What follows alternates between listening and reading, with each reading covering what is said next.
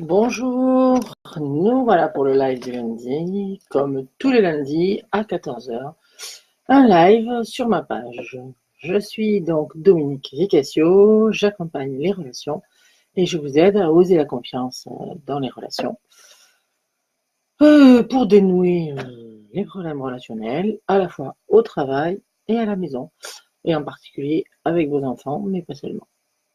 Voilà, tous les lundis depuis début mai jusqu'à l'été, je vous propose des lives sur les émotions. Chaque semaine, une émotion. Voilà, je vois que maintenant que je représente ce que tout le monde sait, le monde arrive. Nous avons déjà fait le premier lundi la peur, le second lundi la joie, et aujourd'hui, on va parler de la tristesse. Voilà. Je vous invite à me dire en commentaire, ceux qui sont déjà arrivés, qu'est-ce que vous pensez de la tristesse? Voilà. Je vous laisse. Qu'est-ce que vous en pensez, juste librement. Pour l'instant, je commence à expliquer un peu. Hein. Bon, il reste 1 minute 17, je vais encore attendre qu'on soit à 2 minutes pour être sûr que tout le monde est arrivé. Si vous êtes en train d'arriver, je le redis. Aujourd'hui, c'est le live du lundi à 14 heures et du mois de mai au mois de juillet, on parle des émotions. Aujourd'hui, la tristesse. Parce que la tristesse, c'est une émotion assez douloureuse, j'allais dire presque par définition, puisque quand on dit ça me fait de la peine, c'est douloureux pour moi, ce genre d'expression, on fait référence à la tristesse. Ce qui montre bien que la tristesse est vraiment une émotion douloureuse. Ça fait mal.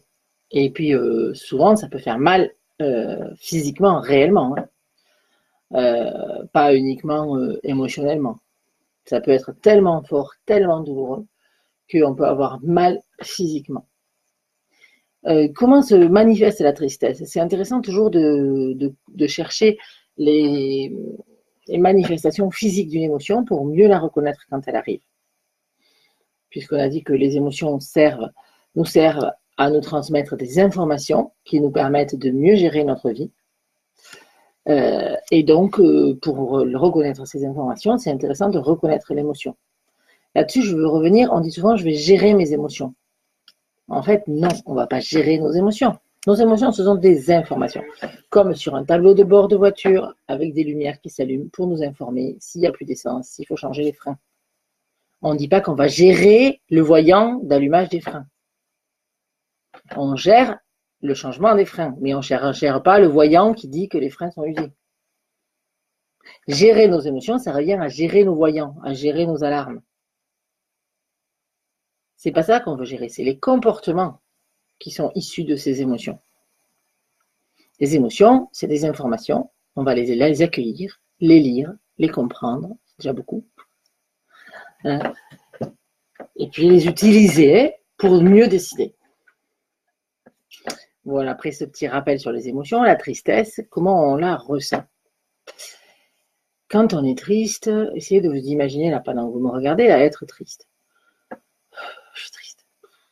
Automatiquement, tout tombe. Les bras tombent, les bras m'en tombent. Les épaules. Je tombe. J'ai les jambes coupées quand je suis triste. Je ne peux plus avancer. Physiquement, je ne peux pas avancer. Je pleure, bien sûr. Hein, voilà. Je suis effondrée. Ce mot aussi, effondrée. Et je suis toute recroquevillée vers l'intérieur. J'ai une douleur et je suis recroquevillée sur ma douleur. Et je ne peux plus avancer. Je suis obligée de rester là.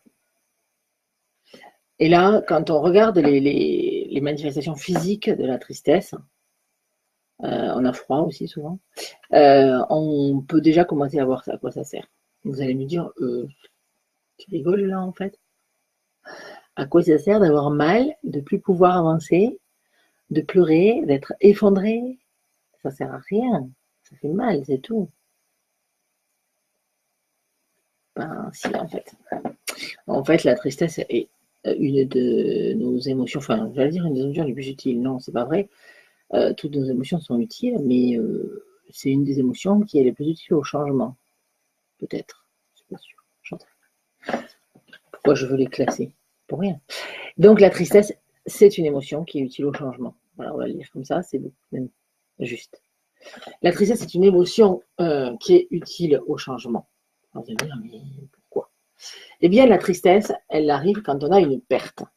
Alors, on pense, par exemple, à un deuil, une personne de notre entourage proche, des personnes à qui on tient décèdent, on est triste, on est effondré, on peut être désespéré, parce qu'il y a des degrés. Mais voilà, à quoi c'est utile au changement?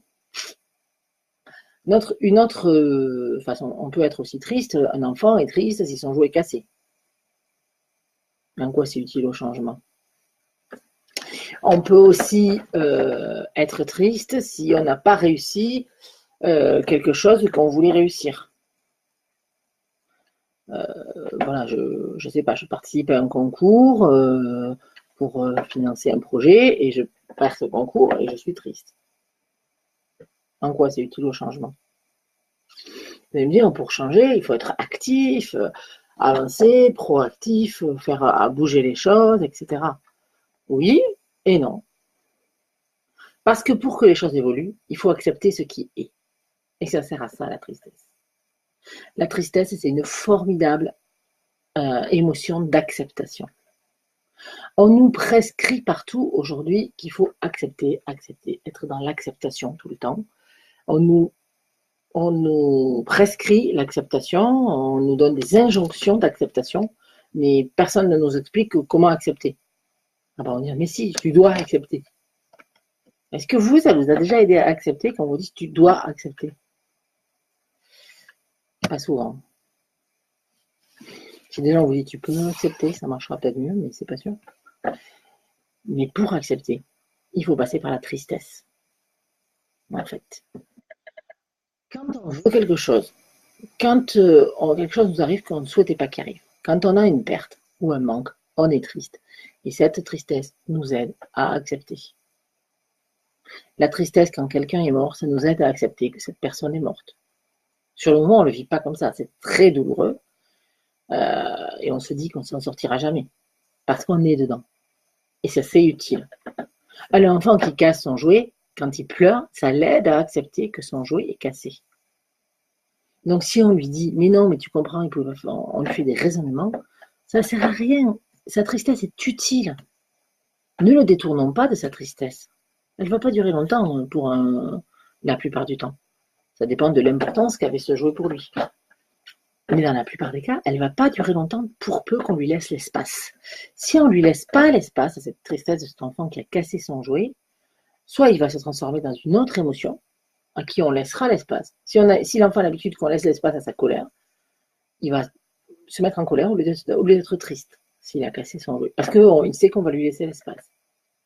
Ou alors il va l'enfuir et il la ressortira à la première occasion où on acceptera. Et donc on aura quelque chose d'amplifié parce que ça en aura rajouté plusieurs choses.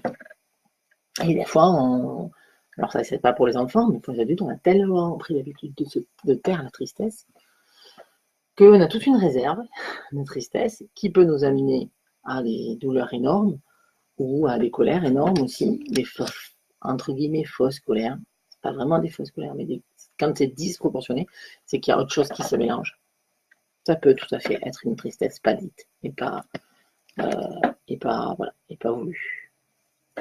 Donc la tristesse, ça nous aide à accepter. Comment elle fait pour nous accepter? Eh bien, quand il se passe quelque chose, une perte, quand on perd quelque chose, un espoir, une personne, un objet, quand on perd quelque chose, on est effondré, on s'assied, on reste là, pouf, là où on est, stop, et on vit la douleur. La tristesse, c'est comme, j'aime bien dire que la tristesse, c'est un tunnel. C'est un tunnel à traverser. Et au bout du tunnel, il y a la lumière et la nouveauté. Mais je ne peux pas faire autrement que traverser ce tunnel dans le temps qu'il me faut par rapport à ce qui s'est passé.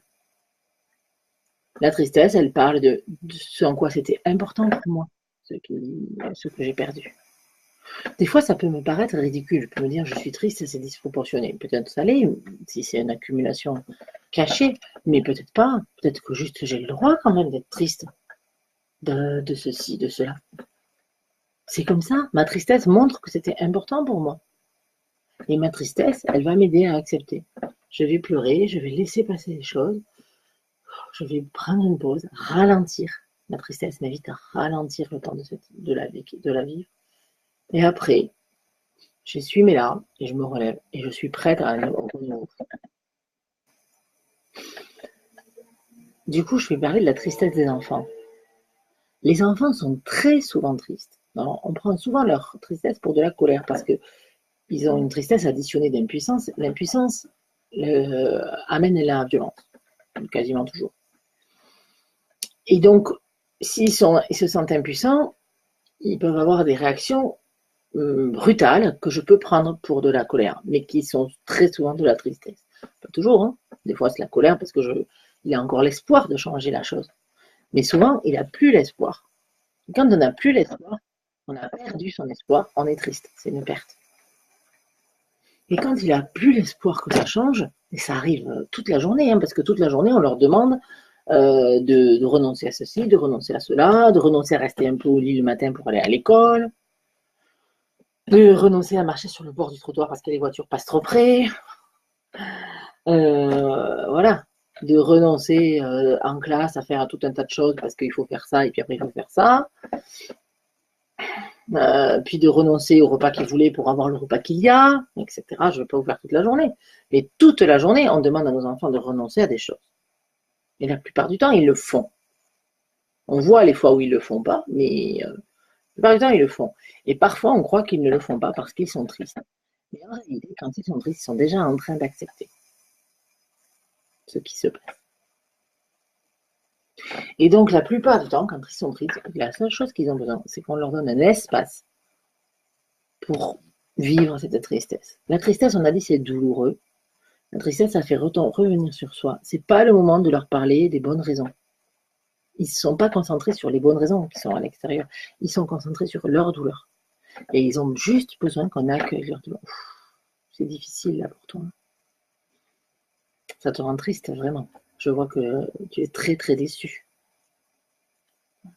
Alors, évidemment, notre reformulation est proportionnelle à la situation. Bonjour, je vois que quelqu'un me dit bonjour. On peut dire tu es un peu déçu. Oh, tu es un peu déçu là. Je vois que tu es un peu déçu. Si, un peu déçu. Et tu es extrêmement déçu. Quand il est extrêmement déçu, on s'adapte à la réalité. Mais ça fait du bien. Ça fait du bien. C'est comme un petit cocon autour de mon effondrement. Et c'est plus facile de le vivre, mais ça n'empêche pas de le vivre. Et l'objectif n'est pas d'empêcher de le vivre. En général, c'est très court une tristesse. Toutes les émotions sont très courtes. Quelques secondes, quelques minutes. Parfois, ça peut remonter, redescendre. Si je perds un proche, je vais être triste. Ça va aller, l'émotion va s'arrêter parce qu'elle dure que quelques minutes, mais je vais y repenser. Ça va revenir. Ah oui, oh mon Dieu, c'était difficile parce que truc machin. Mais bon, c'est sûrement mieux comme ça parce qu'il souffrait, par exemple. Oui, mais après, quand l'anniversaire, on y repense. Et puis après, on repense à autre chose. Ça remonte et ça reste. Voilà. Et ça, les enfants, ils le vivent aussi quand ils ont des tristesses très importantes. Mais quand c'est une tristesse, le fait de l'écouter, de lui laisser la place, ça soulage un petit peu et ça aide. En fait, écouter la tristesse, c'est pas la consoler. Écouter la tristesse, c'est prendre la main de celui qui est en train de traverser son tunnel de tristesse. Comme je disais tout à l'heure, c'est un tunnel. Je lui prends la main et je traverse avec lui le tunnel. Ça veut dire que moi, je suis triste, mais je suis à côté de lui pendant que lui, il est dans sa tristesse. Et ça l'aide. C'est la chose que la meilleure chose que je peux faire. Voilà. Quand mon enfant est triste, il a vraiment besoin de le vivre parce que ça va lui permettre d'aller sur la suite. Et souvent, c'est le moment où on change la vie. Alors, je veux dire un truc très clair. Je ne vous dirai jamais de ne pas changer la vie par principe. Si vous avez envie de changer la vie, changez la vie. Ça ne pose aucun problème à la base. Par principe, ça ne pose aucun problème. Parfois, on peut être bloqué dans quelque chose comme ça. On est rentré dans des cercles vicieux qui font que personne n'arrive à s'en sortir. Mais à la base, changer la vie ne pose aucune difficulté. Vous dites quelque chose, vous voyez que votre enfant, en fait, ça le dérange. Vous dites, ah bon, je change d'avis parce que vous êtes OK pour changer d'avis. Si vous êtes OK pour changer d'avis, changez d'avis. Voilà, soyons clairs. Et ne laissez personne utiliser ce que je suis en train de dire pour vous dire que c'est interdit de changer d'avis. Voilà. Donc, maintenant, je vais redire ce que je voulais dire. Quand mon enfant est triste, souvent, on se sent tenu de changer d'avis pour qu'il arrête d'être triste. Et parfois, on tombe dans un piège. On tombe dans un piège et pour lui et pour nous, parce qu'on va passer notre temps à changer d'avis. On va passer notre temps à changer, chercher une solution pour qu'il ne soit pas triste. Des fois, il y en a, des fois, il n'y en a pas. Et on va être dans quelque chose qui va monter jusqu'à ce que ça explose pour qu'on sorte de là. Et même si des fois il y a des solutions comme ça, on peut tomber dans quelque chose qui est usant et pour l'enfant et pour soi. Donc si je trouve que je me sens bloquée dans le fait que tout le temps je lui propose un truc, il pleure, je me dis qu'il n'est pas d'accord, je change, il pleure, je suis pas d'accord, je change, et 55 fois par jour, et ça me pèse. Si ça me pèse pas, et que ça pèse pas à l'enfant, ok. Mais si ça me pèse, alors c'est intéressant de me dire à quoi ça sert la tristesse. Est-ce que quand il est triste, il a besoin que je change la vie? Non. Quand il est triste, il a besoin de pouvoir dire sa tristesse, il a besoin de pouvoir vivre sa tristesse, il a besoin de traverser son tunnel, la plupart du temps son tout petit tunnel, pour ensuite être prêt à faire autre chose. Et si vous laissez votre enfant être triste quand vous refusez quelque chose, ou quand quelque chose n'est pas possible, ou quand quelque chose est cassé, vous verrez vous verrez le miracle de la tristesse. Vous verrez que votre enfant a l'air complètement effondré un instant. On dirait qu'il ne va jamais s'en sortir. Vous lui dites, je suis tenu beaucoup à ce qu'il me... Ouais, je suis triste. Oui. Et puis après, hop, il se relève. Et c'est dans cette ville-là. Ça ne dure pas plus longtemps que ça, la plupart du temps. Il se relève et il dit, bon, je vais faire, je revois. Et hop, il repart. C'est fini. Il a donné à son camion la tristesse qu'il avait besoin pour accepter que c'était comme ça. Essayez. Je veux bien un peu vos retours. Là, je vois qu'il y a pas mal de monde qui participe. Moi, je veux bien vos retours. Comment vous vivez la tristesse de vos enfants? Comment vous vivez votre tristesse? Est-ce qu'il y a des situations où vous vous sentez bloqué avec la tristesse? Ou c'est trop douloureux? Bref, qu'est-ce que vous en faites? Voilà. Pendant que vous écrivez, j'espère, plein de commentaires, je vais juste résumer ce que je viens de dire. La tristesse, c'est une douleur. C'est une émotion difficile à vivre. C'est une émotion qui provoque un effondrement à la fois physique et psychologique. Je suis totalement refermée sur moi. Je n'ai plus l'énergie d'agir. Je n'ai plus l'énergie d'avancer. Et cet effondrement est utile parce qu'il me permet d'accepter ce qui s'est passé. Et pour accepter ce qui s'est passé, je passe par un moment douloureux. Et ce moment douloureux, j'ai à le vivre. C'est finalement un petit tunnel qui m'amène au renouveau qu'il y a ensuite, à la suite de ma vie.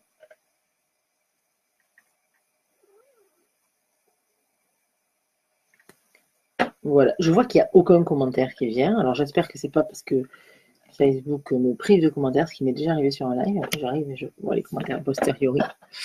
Je suppose que c'est parce que tout ce que je dis est tellement merveilleusement clair que personne n'a de questions et de commentaires, n'est-ce pas? Voilà. Non, alors n'hésitez pas hein, si vous avez une question.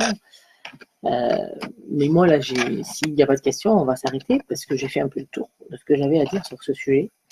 Mais moi, j'ai vraiment envie de réhabiliter la tristesse. Oui, la tristesse, c'est douloureux. Oui, on ne souhaite pas que nos enfants soient tristes et on ne souhaite pas être tristes nous-mêmes. Et il est absolument inutile de créer des tristesses pour que les gens progressent ou je ne sais quoi. Et de créer des frustrations qui vont créer des tristesses. C'est totalement inutile. Dans la vie, il y a largement suffisamment de tristesse pour nous faire évoluer et nous faire changer. Ça vient tout seul, voilà, il n'y a rien à faire. Quand la tristesse arrive, que ce soit une petite tristesse ou une grosse tristesse, tout ce qu'on a besoin, c'est d'avoir une oreille empathique pour nous écouter, pour nous accompagner dans le petit tunnel qu'on traverse, dans la douleur qu'on traverse, avec la lumière à la fin. Si c'est une petite tristesse, ça dure très peu de temps. Si c'est une plus grosse tristesse, ça va durer plus longtemps, parfois avec des vagues. Si par exemple je perds une personne de proche, il me faut en gros 1 an pour vivre cette tristesse. Ça ne veut pas dire qu'après, je ne serai plus jamais triste. Hein. Je serai encore triste. Ça réactivera régulièrement. Mais ça sera moins... Oh, ben merci. Je vois que Véro, elle dit, mais c'est vrai, c'est clair, merci. Merci. Je dis ça en riant, mais ça me fait plaisir d'avoir compte. J'ai donc, au bout d'un an, après la mort d'un proche, je vais mieux et je peux revivre normalement. Ça ne signifie pas que je ne serai plus jamais triste, mais ça ne sera plus une tristesse qui m'effondre et qui m'empêche d'avancer. Pour des plus petites choses, ça peut durer que 2 minutes, ou ça peut durer quelques jours. Si ça dure quelques jours, je ne suis pas triste en permanence pendant 15 jours. Mais ça revient, ça repart. Voilà. Moi, par exemple, actuellement, là, je suis un peu triste parce que on est en train de vendre la maison de ma grand-mère. Ma grand-mère qui est encore vivante, qui va bientôt faire ses 100 ans, mais qui ne vit plus dans sa maison. C'est absolument logique. Hein. Intellectuellement, je suis complètement et totalement d'accord avec cette idée. Mais émotionnellement, ça me rend triste. Pourquoi ça me rend triste? Parce que j'ai une perte. Je perds la possibilité d'aller dans ce lieu que j'aime. Je ne l'ai pas encore perdu, mais je sais que je vais le perdre. C'est déjà comme si je l'avais perdu. Et donc, je suis triste, mais je ne suis pas triste tout le temps. Et je suis pas. Mais de temps en temps, ça me revient, j'y pense. J'ai un petit moment de tristesse, puis ça passe, et puis ça revient. Et ça fait déjà quelques jours. Combien de temps ça va durer, je ne sais pas. Quelques jours, quelques semaines. On verra bien. Mais je suis en train de traverser ce petit tunnel. Et il n'y a rien d'autre à faire que de le traverser. Et même si là, aujourd'hui, ça me paraît difficilement réaliste, je sais que après, j'aurai accepté, je serai passé à la suite. J'aurai accepté que c'est comme ça, j'ai perdu ça. Et puis je verrai qu'est-ce que se passe d'autre et à quoi ça m'ouvre. Voilà. Voilà, ben, j'ai fait le tour de la tristesse. J'espère que ça va vous aider parce qu'avec les enfants, c'est avec soi-même déjà et avec les enfants, c'est vraiment quelque chose qui est aidant. J'ai l'expérience dans les accompagnements que quand les gens réussissent à s'autoriser plus d'être tristes et à autoriser plus leurs enfants d'être tristes, mais s'autoriser vraiment à ne pas essayer de les consoler, juste être là quand ils le vivent, eh bien la vie est plus gaie, paradoxalement. La vie est plus gaie parce qu'on se permet de vivre la suite. Voilà. Donc je finirai ce petit live en disant vive la tristesse. La semaine prochaine, on parle d'une autre émotion qui a bien besoin d'être réhabilitée, qui est la colère. La colère est très mal vue. Je me demande bien pourquoi la colère n'a pas fait une action en diffamation contre tous ces gens qui ont une vision très négative et fausse de la colère. Elle gagnerait ainsi. Si la colère faisait un procès en diffamation, elle gagnerait sans aucun doute. Ah, je vais répondre, Annick, je vois. Juste, je finis ce que je dis. Donc, la colère, ça, c'est la semaine prochaine à 14h. Et jeudi, ce jeudi-là, à 14h, avec Ludivine, on vous parle du sommeil des enfants. Il y a beaucoup de choses à dire. Véronique dit, est-ce qu'il y a des tristesses qui ne passent pas? Ça arrive. Mais c'est le signe d'un problème la plupart du temps. Alors, il y a plein de raisons qui font que ça se grippe, en fait, si on veut. Se grippe, on est tellement dans son tunnel effondré qu'on n'avance plus et qu'on ne sort plus du tunnel. Ça arrive, voilà, pour différentes raisons, dans différents contextes. C'est pas fréquent, surtout si on l'accueille et qu'on l'entend. Plus on lui laisse l'espace de s'exprimer, plus elle passe vite.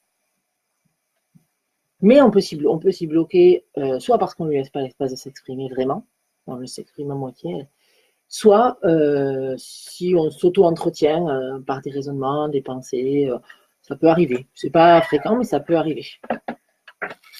Donc oui, il peut y avoir des tristesses qui ne passent pas, mais il y a quelque chose à y faire. Il faut prendre le temps de faire quelque chose pour ça. Et autant je parlais tout à l'heure d'acceptation. La tristesse, c'est l'émotion de l'acceptation. Grâce à la tristesse, je peux accepter ce qui se passe, mais accepter que la tristesse ne passe pas, c'est pas une bonne idée. Quoique, des fois, paradoxalement, si j'accepte qu'elle ne passe pas, elle va passer. Voilà. Mais effectivement. Alors après, on peut voir ça, c'est grosso modo, c'est proportionnel. Hein, si on a le repère du deuil, quand quelqu'un meurt, en gros, il me faut 1 an. Les tristesses qui durent plus d'1 an, c'est peu fréquent. Et puis même pendant un an, quand quelqu'un meurt, je suis pas triste en permanence pendant un an. Ça aussi, c'est un symptôme. Si je suis triste en permanence plusieurs jours de suite, là, il faut que je m'inquiète quand même. Autant pour moi que pour mon enfant. Là, il y a vraiment quelque chose à faire et de l'aide à aller chercher. Même quand il se passe quelque chose de douloureux, je vais être triste pendant plusieurs heures, puis je vais avoir des petits moments. Quand je reprends toujours. Alors, par rapport à la tristesse, si vous avez des questions que vous vous posez, que vous n'avez pas posées aujourd'hui, vous pouvez bien sûr poser toutes vos questions quand vous regardez un replay ou quand ça vous vient sur le live, je viendrai y répondre. Mais dans la vie, des fois, vous êtes là, vous avez une question et vous ne savez pas. Bien, pour savoir quoi faire par rapport à cette tristesse, faites toujours référence à la perte de quelqu'un. Parce que c'est une tristesse qui est socialement acceptée et qu'on gère en général assez bien. Donc, si vous vous dites qu'est-ce que je ferais si c'était quelqu'un qui était mort et que vous faites quelque chose proportionnellement, vous ne vous tromperez pas trop. Et donc, je venais dire, la tristesse, c'est pas en permanence. Quand on est dans une cérémonie avec un enterrement, etc., il y a des moments où tout le monde rit. Il y a des moments où on n'est pas seulement en train de s'effondrer. Eh bien, c'est comme ça la tristesse. C'est très, très représentatif. C'est vraiment comme ça. Voilà. Eh bien, je vais vous laisser. Ça fera 26 minutes pour ceux qui regardent en replay, à qui je fais un coucou, ceux qui viennent regarder en replay. C'est suffisant, je sais, parce que sinon, les gens regardent par petits bouts. Et si c'est trop long, on n'arrive pas au bout. Donc voilà, on a fait le tour de la tristesse. Hein. Enfin, on l'a traversé même, puisque ça se traverse. Et puis, je vous donne rendez-vous jeudi à 14h pour le sommeil et lundi prochain à 14h pour la colère. À bientôt!